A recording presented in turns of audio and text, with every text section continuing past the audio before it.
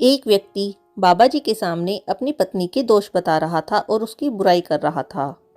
बाबा जी ने उससे पूछा, तुम्हारा धोबी कौन है? वह व्यक्ति बोला, मेरी पत्नी। बाबा जी ने फिर पूछा, और तुम्हारा बावर्ची कौन है? वह व्यक्ति बोला, मेरी पत्नी। बाबा जी ने एक बार फिर पूछा, तुम्हारा सफाई वाला कौन है? व्यक्ति बोला, मेरी पत्नी। बाबा जी ने कहा, तुम्हारे माता पिता की सेवा और तुम्हारी सेवा कौन करता है? व्यक्ति बोला, मेरी पत्नी। बाबा जी ने फिर पूछा, जब तुम और तुम्हारे बच्चे बीमार होते हो तो तुम्हारी और तुम्हारे बच्चों की देखभाल कौन करता है? व्यक्ति बोला, मेरी पत्नी। बाबा जी ने पूछा, तुम्हारे घर और तुम्हारे माल की सुरक्षा कौन करता है?